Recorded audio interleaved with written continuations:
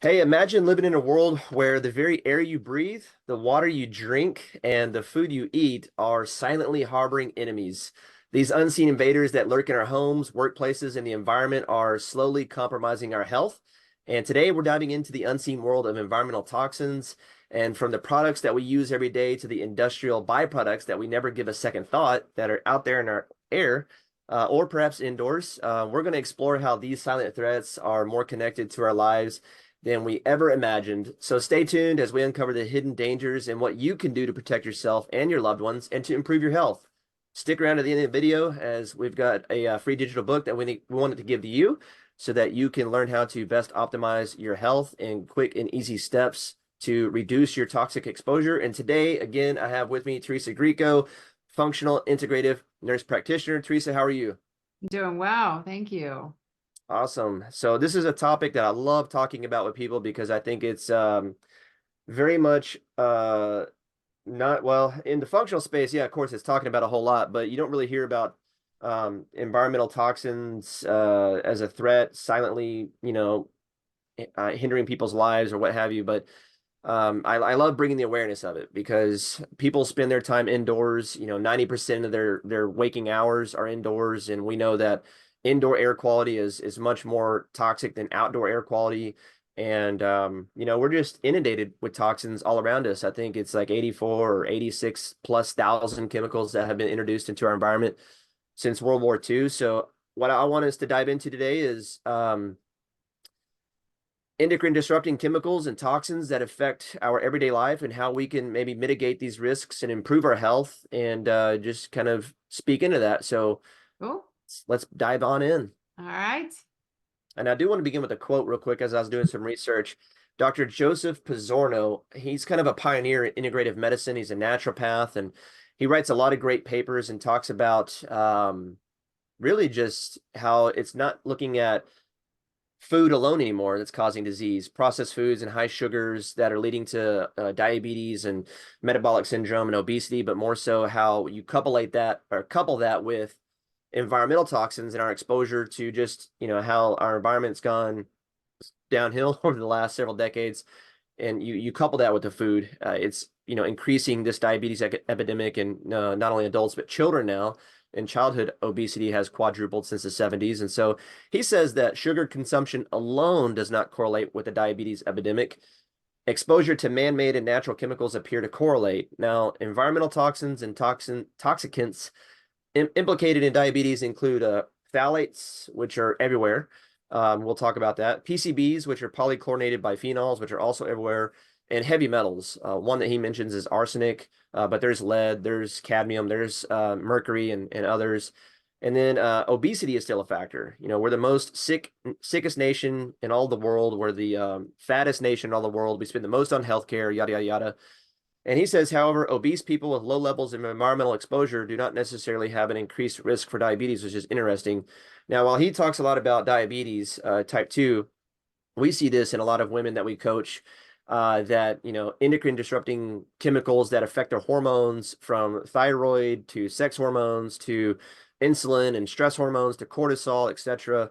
We see all of these are disrupted and that these chemicals have a huge interplay there. What is it that you're seeing in, women that you help with as it speaks to environmental toxins, or what do you have to say about this matter?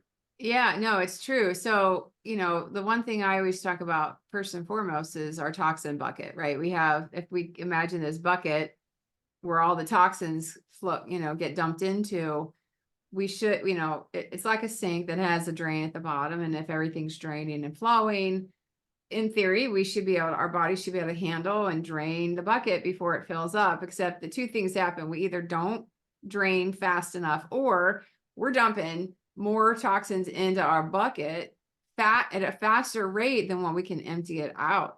And one of the things I just wanted to, came to mind when he's talking about obesity. Our fat cells are like sponges for toxins. So when we have these toxins come into our body, they literally get absorbed into the adipose tissue, which is a fancy word for fat cells, and they get stored there. So the higher your BMI, the more fat cell storage capacity you have, the more toxic you can become, just by the fact that you have more storage capacity for all those toxins as we absorb. And then, the other thing that comes to mind is if our cells, have this fatty acid by outside layer and inner and outer layer, and they have little receptors where our messengers, which are hormones, are supposed to sit on. Sometimes what happens is these chemicals will sit on those receptors and displace the hormone, so displace the messenger.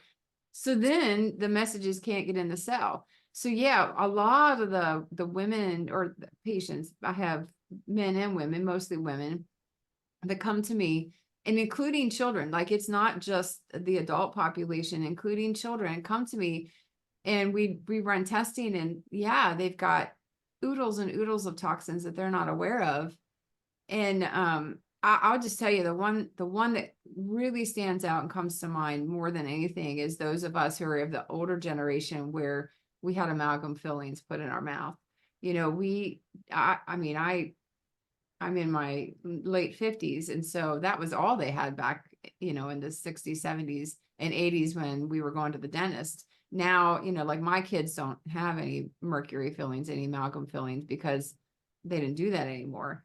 But mercury is like it's like a live element in your body. It is contaminated. It's considered dangerous before it goes in your mouth and dangerous once they take it out of your mouth. How is it that it gets put in your mouth and then all of a sudden there's no danger? That never made sense to me. There's this video that you and I both love that shows they take a tooth and they rub it with a pencil eraser, rub the filling with a pencil eraser into replicate or mimic what it would be like for us to masticate or chew our food. And just the rubbing of the eraser causes these fumes to come off the mercury. Well, those vapors, they go somewhere. And what's the closest thing to our mouth is our brain. So all these chemicals, not only do they get stuck in our cells, they get stuck in the cells in our brain. That is not a positive picture that we're looking at. Then it has so many health implications, so many symptoms that we see with heavy metal toxicity, especially when it starts to affect the brain, because that's our whole nervous system. Our brain is like the master controller. It's like the master computer, controls everything in our body. So when when those heavy metals get stuck in our brain, it just sets us up for all kinds of nasty, bad things to start to manifest in our physical bodies, and all kinds of symptoms. That Really was good a points long there. answer. No, that is, I think, a great point. Mercury is often talked about in reference to like eating fish or vaccines or what you just mentioned, dental fillings. And these amalgam tooth fillings are made of 50% mercury, along with 35% silver and some other amalgamations, a mixture of, that's why they call it an amalgam, of tin and copper and like trace amounts of other stuff. But like you're mentioning of our brain being right here, I always think too, our thyroid is right here, and we have Yeah. an epidemic of thyroid conditions. And you're Right. right. Here to hear the proximity of those two organs right there. That's not, yeah. And we see rates of Alzheimer's, dementia, Alzheimer's being the most common form of dementia, skyrocketing these days. And my wife lost her grandparents to Alzheimer's, and just seeing that and understanding how it's called the long goodbye. And if we just had a better way, or think about it this way, let me quote this stat, and this comes directly from the Alzheimer's Association, in that I think, if I remember correctly, um, 1 in 3 seniors, I believe, will, let me remember the stat here. Maybe I'll have to pull it up in just a moment. But anyway, it goes something along the lines of 1 in 9 will become diagnosed with Alzheimer's, dementia. This is ages 65 and older, so we're talking about the senior population, and then 1 in 3 will die from it. Yep. And so when we look at the baby boomer generation, my parents, your parents fall into that gap too. Maybe, maybe A not. little bit older than that, but yeah. Okay, so the baby boomer generation, I think the year 2032 or 2029, the entire baby boomer generation will be 65 years and older. So we're going to have a huge epidemic on our hand with neurodegeneration, cognitive decline, cognitive impairment. And for you and I, we eat, sleep, and breathe functional medicine, and we're immersed in this stuff all day, every day. And so it's like normal to us. But to the general public, just because it's common doesn't mean it's normal to die with Alzheimer's or dementia or to get 100%. these uh It wasn't a common disease. You didn't hear about that. When I hear stories, when I used to work in the older population, when I was in nursing school way back 30 years ago, people didn't die. People didn't have dementia. It was not something that was as common. It happened some, yeah, but not like it does today.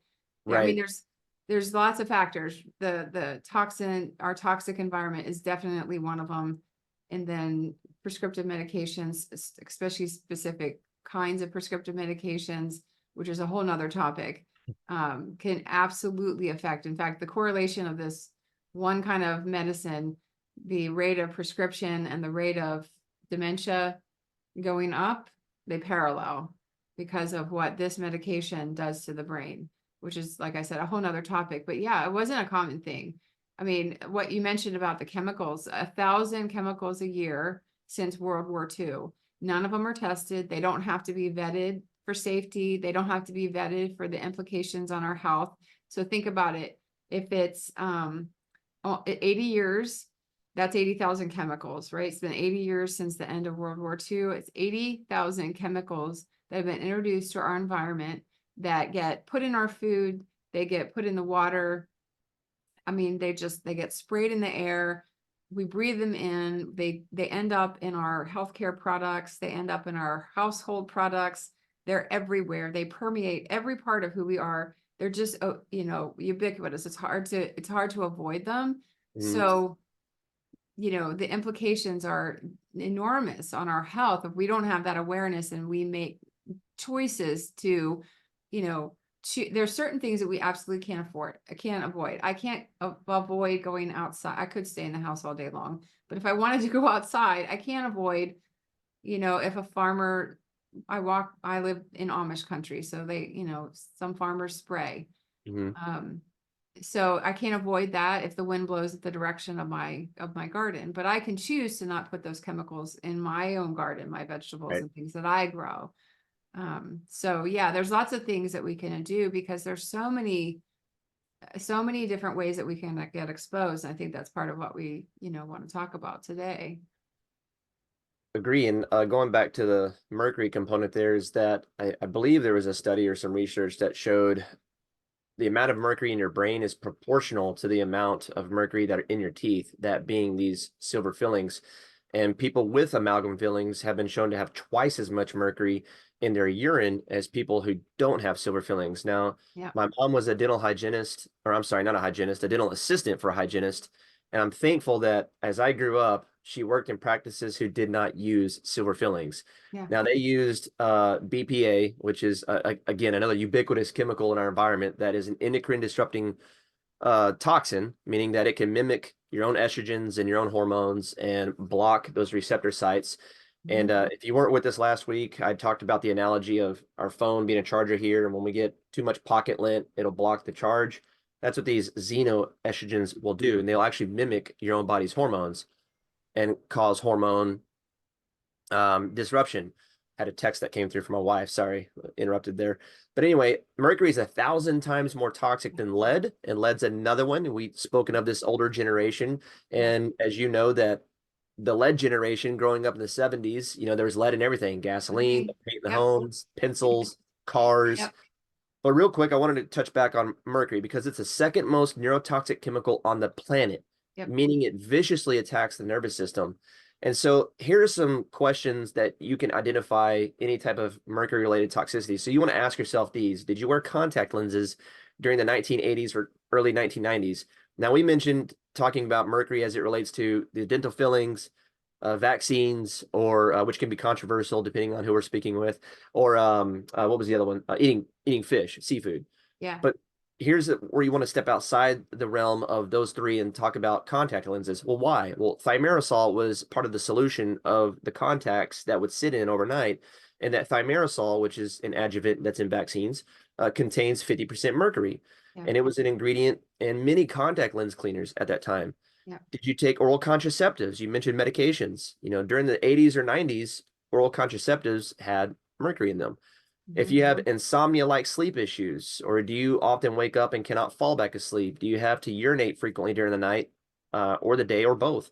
And those can be overlapping with other things, but those are some just quick common questions we can ask ourselves because I'm pretty sure people can relate to all four of those. Yeah. And mercury primarily attacks the brain, the kidneys. So when you think of symptoms of mercury toxicity, think about tremors, Parkinson's like symptoms, or any Parkinson's diagnosis, even Yep. possibly insomnia, neuropathy, paresthesis, which is, I guess, the numbness and tingling in the extremities, Yep. arms and legs. We have Yep. irritability, personality Migraines. changes, Yep. headaches, migraines, weakness, blurred vision, Blurred vision. slowed Yep. mental responses, unsteady gait, so having an imbalance. And you think about the elderly population and who struggle with these types of symptoms, and we think about the generational impact of these heavy metals.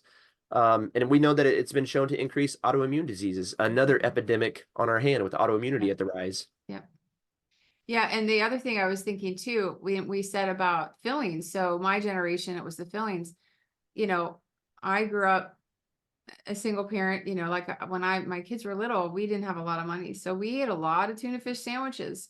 Tuna fish is one of the huge, I mean, the fish that contains the most mercury. So even Mhm. though my kids didn't get exposed with the fillings that they put in their mouth, the tuna fish that they took in.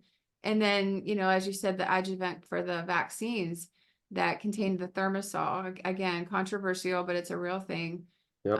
Just very underreported. That's why there's not a lot. But anyway, it's a whole nother topic.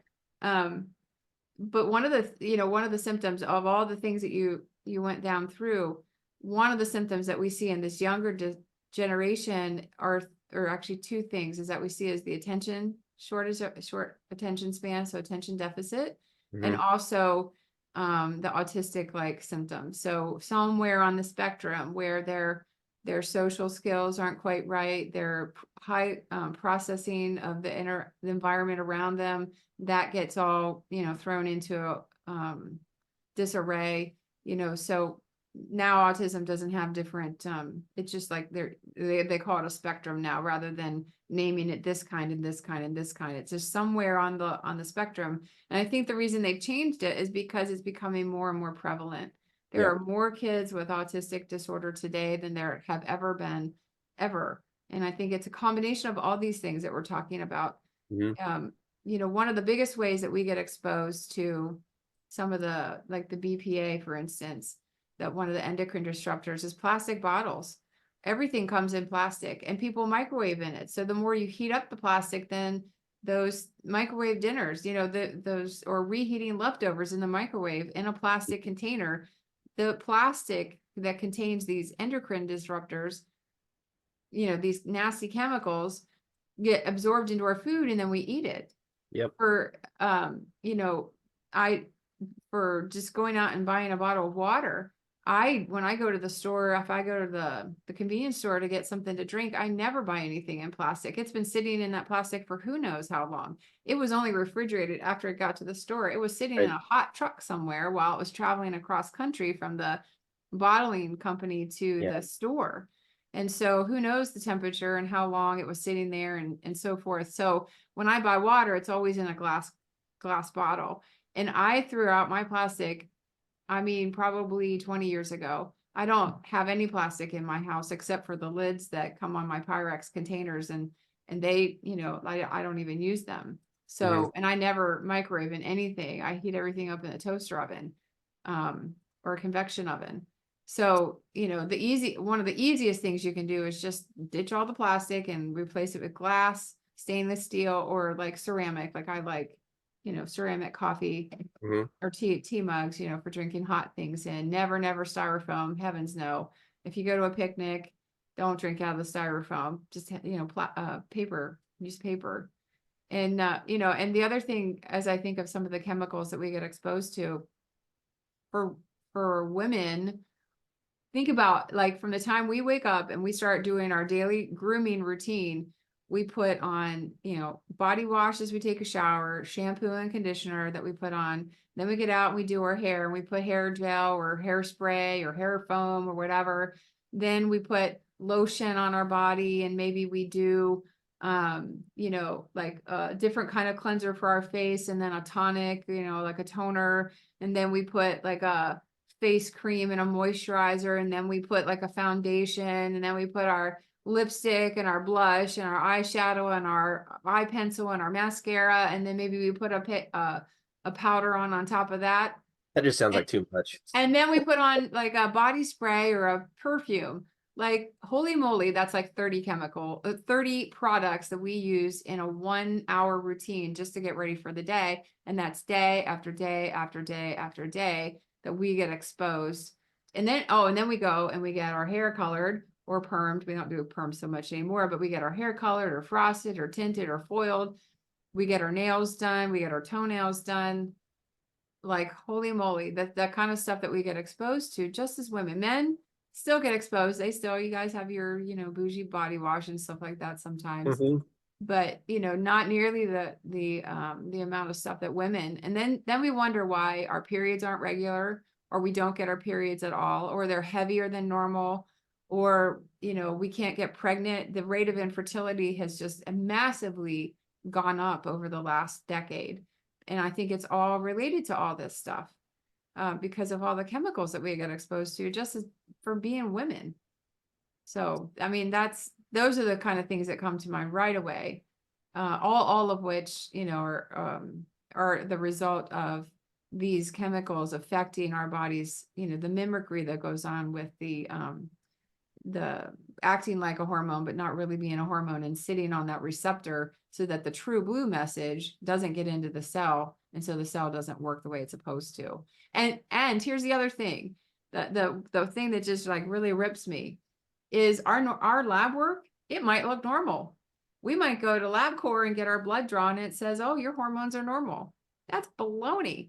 Just because the hormone levels out in the bloodstream are normal doesn't mean that those actual hormones are getting inside the cell to deliver their message for the cell to do what it's supposed to. That's why, even though everything looks normal on blood work, it's not normal, because the cells still don't function. We still have symptoms as if we have hormone issues, because we really do have hormone issues. So that's one Such a of the great things that I just like, it's one of my pet peeves, when people tell me, oh, my doctor said it was normal. No, it's not normal. There's something going on, and we'll figure out what. Oh, and one other thing I just happened to think of as I'm on my little rampage here. No, it's great. The for the other thing for kids and getting exposed to stuff, even though, kids don't have the mercury fillings. If our mom had like I had amalgam fillings, I did not realize it, but I passed those levels in part onto my children. Mhm. So I know several cases of where the mom had high levels of lead or mercury or cadmium, and then her kids who never got exposed to those things ended up showing signs of these chemical toxicities, these heavy metal toxicities, because it came from the mom who passed Yeah. it on in utero to her babies. So it's not just what we get exposed to sometimes, personally ourselves. Oftentimes it's what gets passed on from the mom to the children.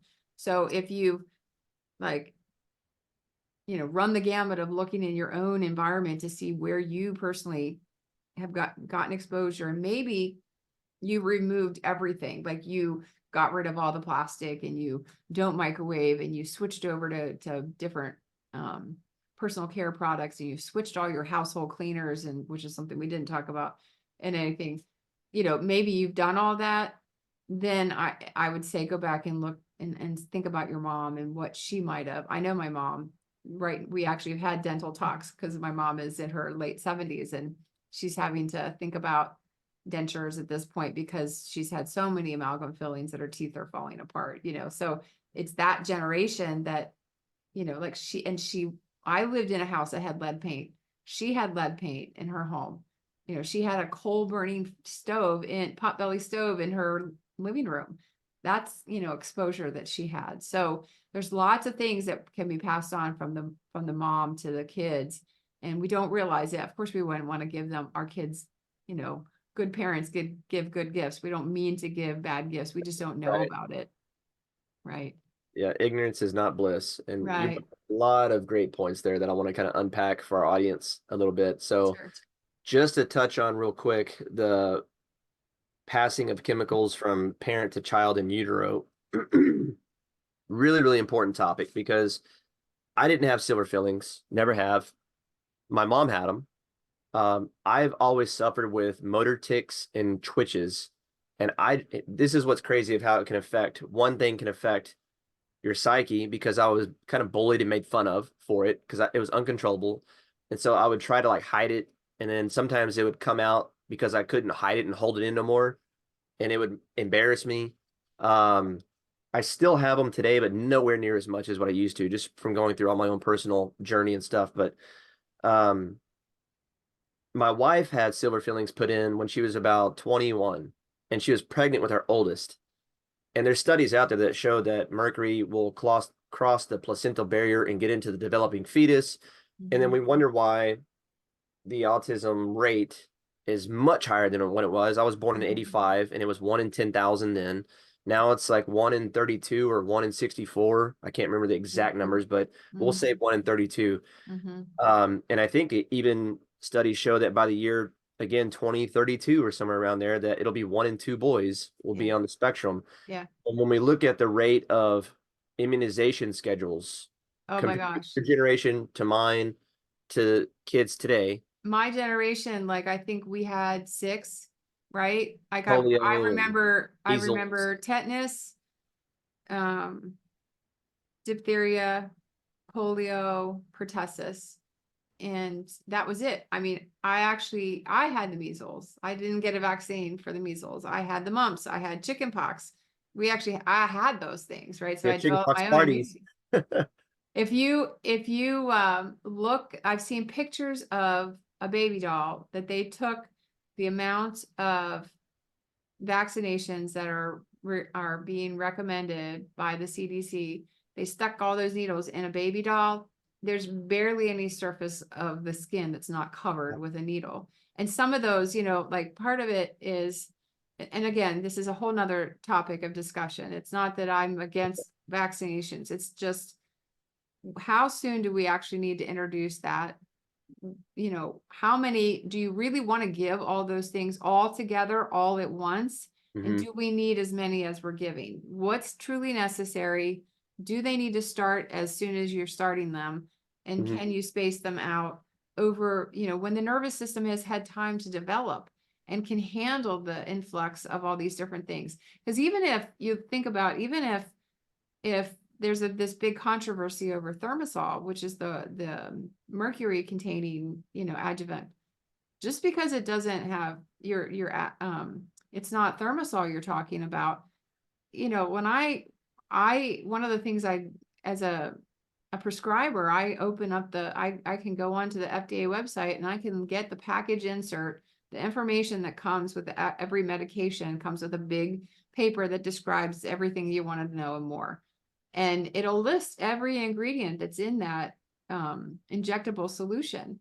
Hmm. Just because it's not mercury doesn't mean it's not something that could potentially affect a person's health, if given by injection or taken by mouth.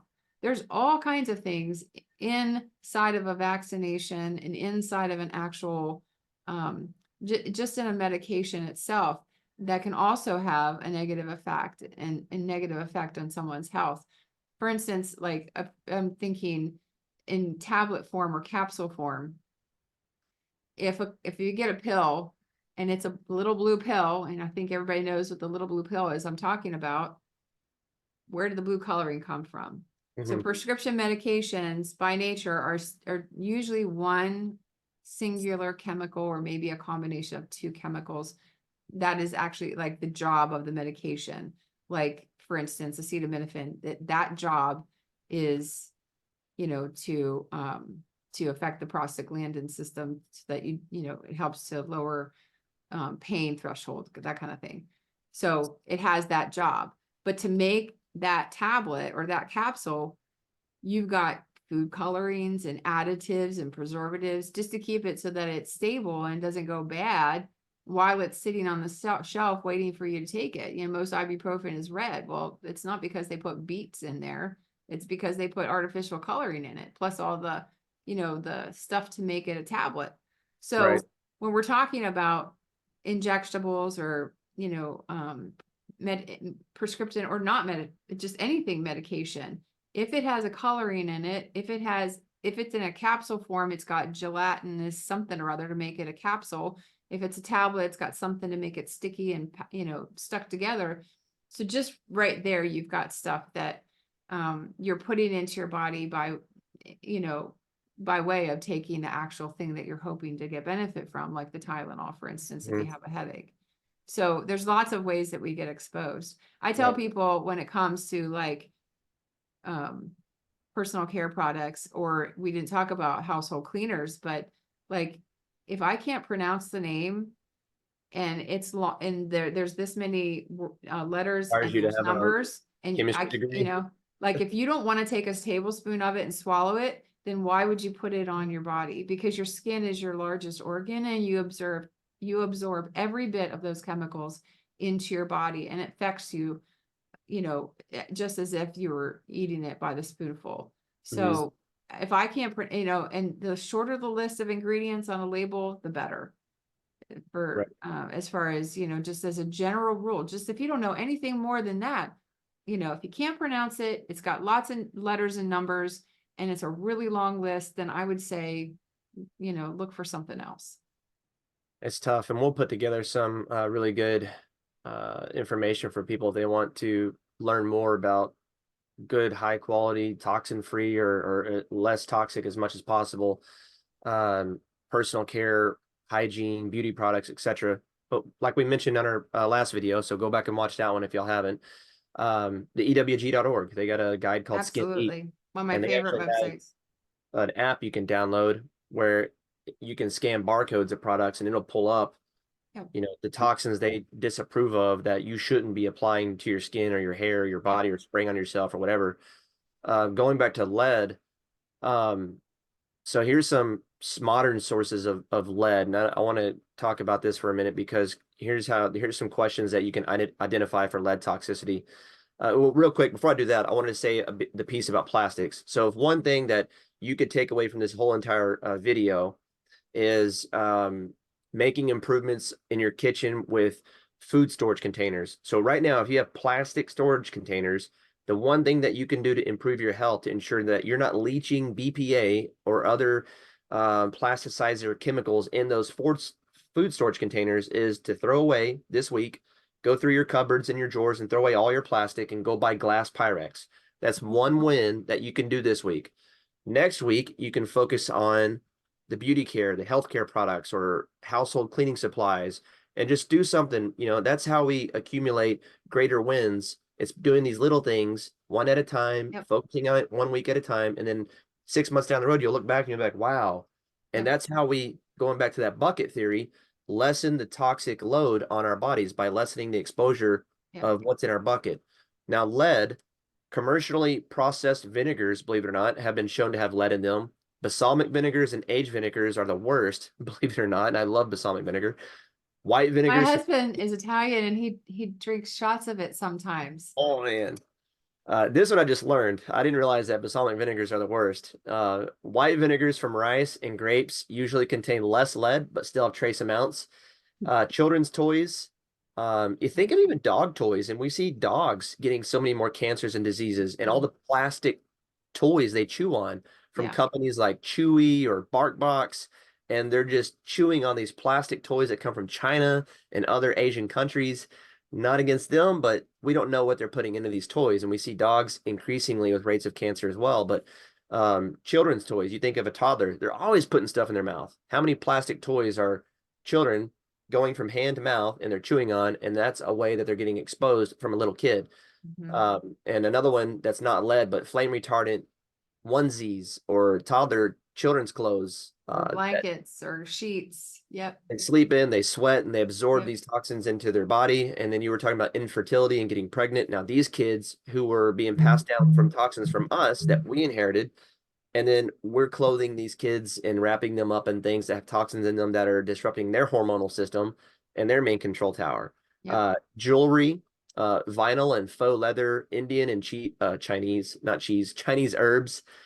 Concentrations of lead were elevated by 10 to 40% due to their processing practices. And that's why I love Frontier Co-op, is because they have very strict standards and testing, and they do non-irradiation so that they have lower amounts of toxins in them. So what are some questions that can identify lead toxicity? Well, does your occupation involve construction, soldering, metal salvage, stained glass, even handling ammunition, lead bullets, if you're always loading and unloading firearms?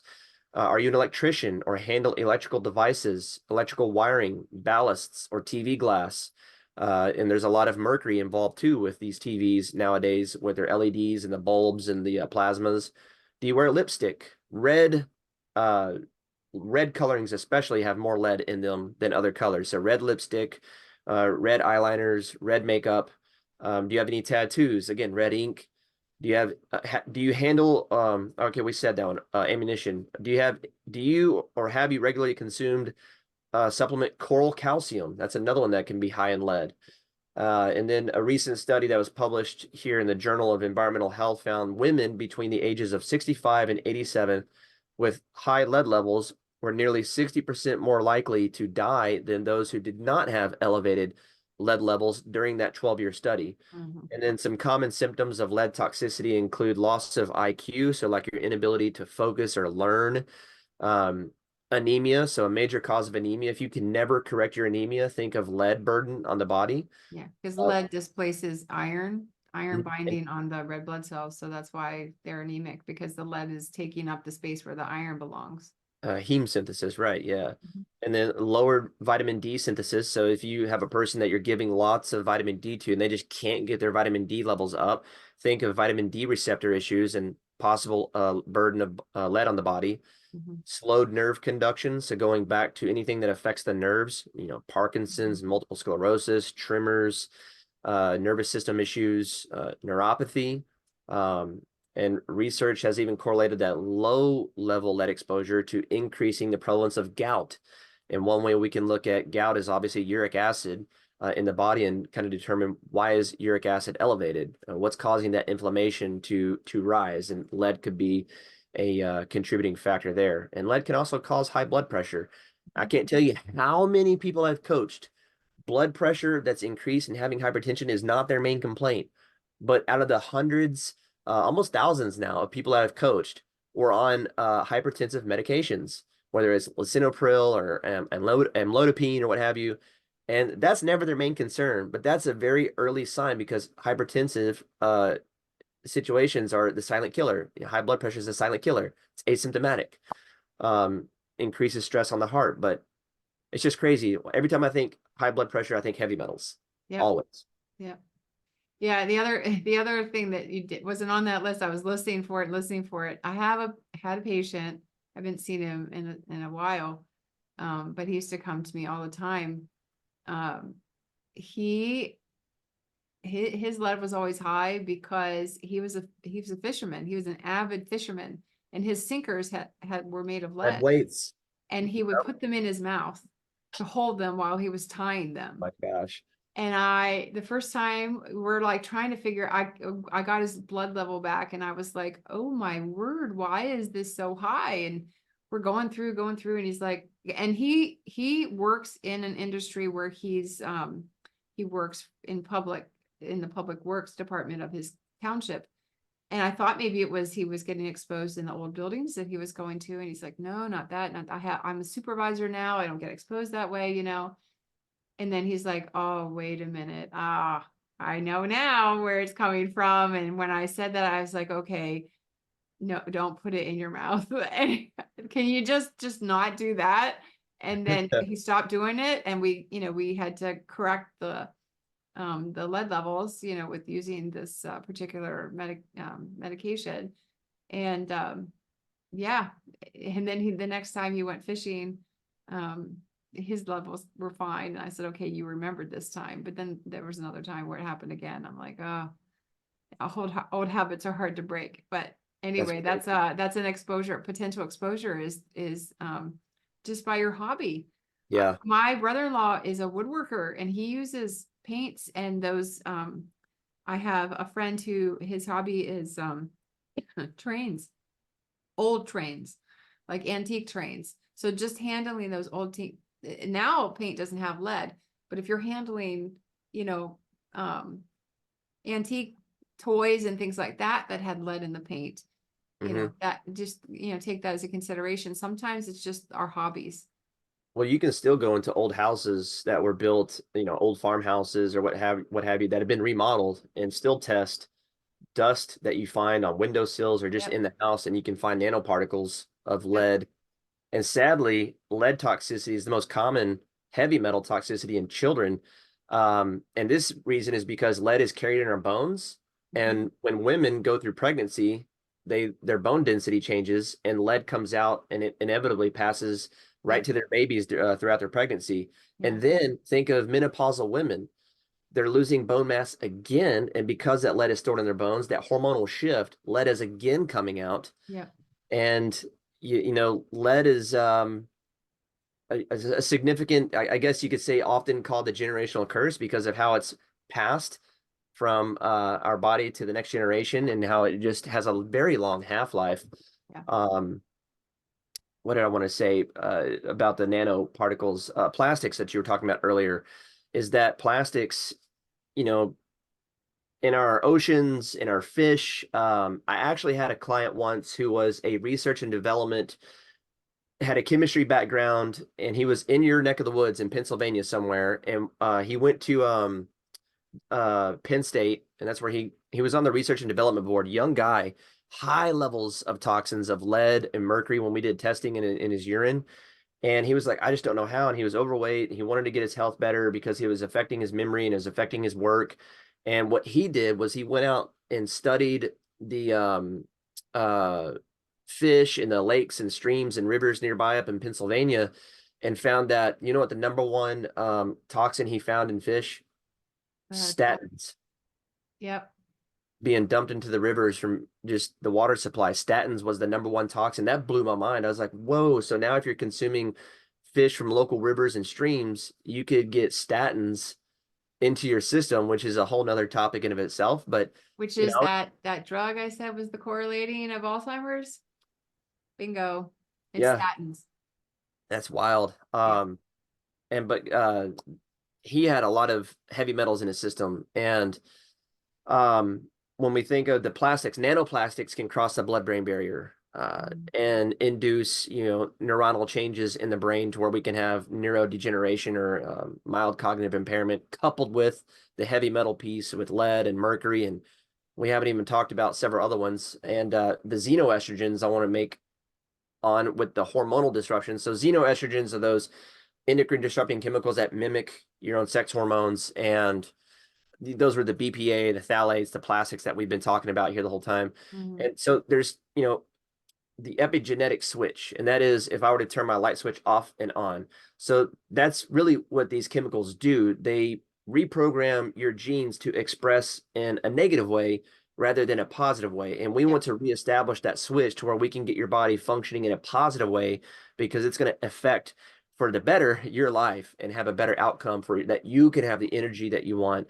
so that you're not run down with exhaustion or that you don't have these symptoms of irregular menses or heavy bleeding or just painful, PMS symptoms. Don't know what that experience is like, but I've worked with many women, you yourself as a woman, so you probably know what these are. But hormonal responsive cancers Mhm. from these endocrine disrupting chemicals. And we see that breast cancer, ovarian, uterine cancers that are on the rise.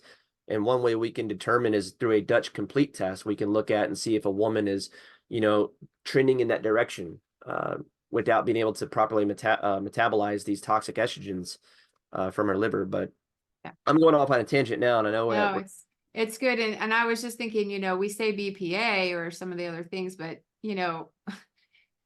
I think it's really kind of comical that they isolate and call out BPA as the only plastic that can affect you in that way. That's just one of many, many, many that yeah, we said, that plastics are one of those 1,000 chemicals a year kind of thing. So just as a general rule, just avoid using that, just it's and here's the thing. When you're making any of these changes, I know all this information can be really overwhelming. When you're making any kind of change in your life, it it takes 21 days to form a new habit, and it takes 2 more cycles of 21 days to actually change the neural pathways in your brain. So think 63 days, right? But if 63 days, or if the task that you're trying to do, like replace all the plastics or replace all the personal care products and things like that, if that's like your elephant, you don't have to eat the elephant all in one bite, right? My mom used to tell me that all the time when I was, in college and studying for all this stuff and I had to learn all this stuff. She's like, Mom, you don't have to eat the elephant all in one bite. Break it down into bite-sized pieces, like you were saying, Chris. This week I'm going to go through my cleaning supplies and I'm going to look for, um, you know, health, safe, organic kind of cleaning supplies. I'm going to throw everything out and I'm going to replace them all with all natural ones. Vinegar and water is amazing. It can clean just about anything, and Oh yeah. baking soda. So, but I mean, if you don't want to make your own, you don't want your house to smell like vinegar, there are things that are store-bought that you can find that are safe and effective, that do work well, that you can do that. And so say that's week 1. And say week 2, you decide to throw out your plastics and replace it. Or say you can't afford to replace every single plastic thing. Take a chunk and say, okay, this week it's going to be all the plastic water bottles that I have. And, like I use mason jars, and I have, all kinds of other stainless steel and glass that I've gotten little by little by little. Start somewhere. Any action, even if it's imperfect or incomplete, is better than no action at all. So I think, as a word of encouragement, if this feels like it's a lot of information and it's really overwhelming, start somewhere and take, baby steps in the right direction. And eventually you will reach your destiny as long as you keep moving forward towards it. And I would say another thing too is that your health concern didn't just pop up overnight. Yeah. So it was a slow accruing Yeah. thing as well in the development from years back of how you lived your life and what you were passed on. So myself, I grew up eating the standard American diet, chugging back Capri Suns and Kool-Aids and eating Pop-Tarts and Lucky Charms and Taco Yeah. Bells and fast foods and Sonic and you know what I mean? So The reason I had so many mercury fillings is because we grew up on Kool-Aid. I was the same way. So mm, that's how I ended up with as many cavities as I had and as many fillings as I did, because we didn't know any different.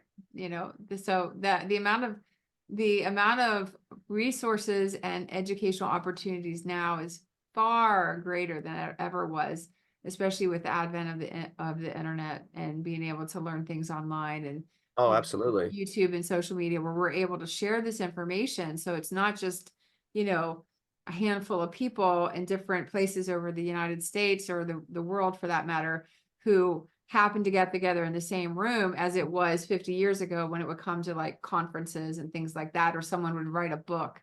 Mhm. That was the only way to get information like this. Now it's at the tip of our fingers, and Right. we have the ability to share this, so which makes it just that much more powerful and meaningful, that we can learn this stuff and pass on, what you and I have spent lots of time and energy and money, on learning this stuff, so that we can share it with others to help, have a positive impact in others' lives. Amen. I agree 100%. It's just about raising awareness and just taking this education to the masses so that people can.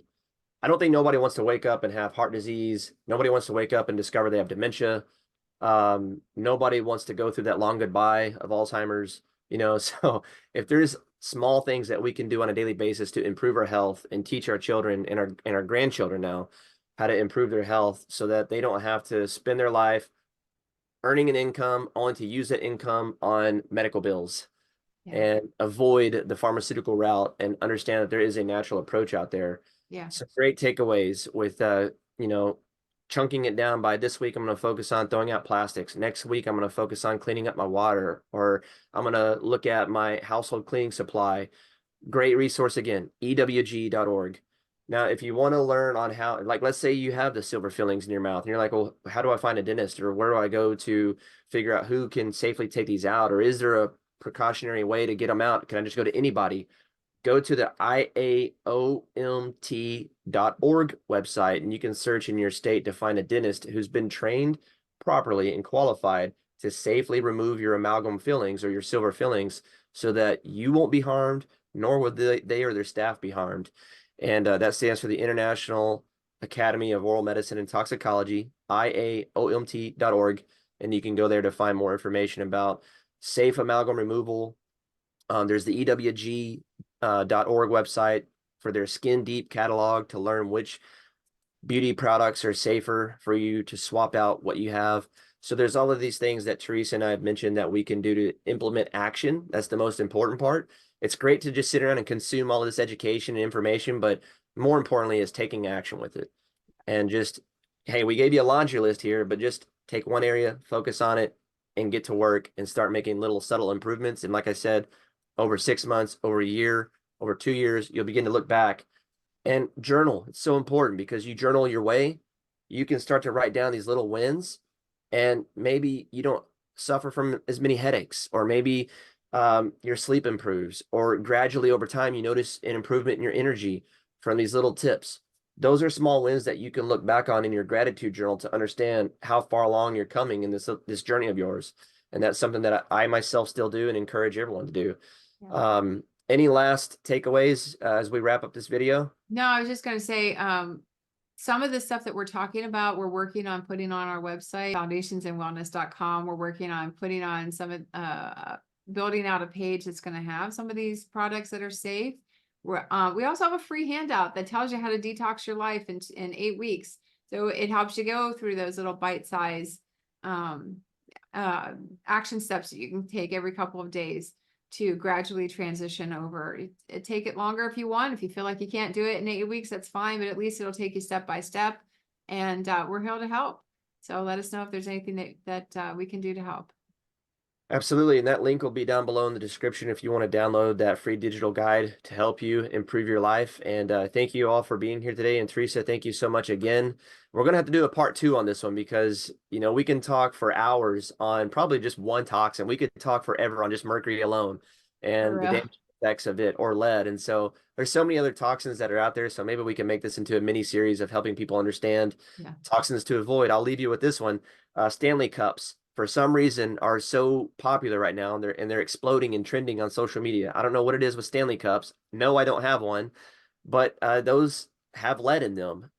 So they're not all 100% stainless steel. So there's one exposure right there. So if you're trying to follow this trend of getting a Stanley cup, you might want to think otherwise to reduce your exposure of lead, as it's not 100% stainless steel. And that's just one way of kind of becoming empowered to know the products that you have. And I'll leave it at that. And Teresa, again, thank you so much for being here this morning. And we'll see you again next week. All right. See you next week. All right. Take care. Bye-bye. All right. Bye-bye.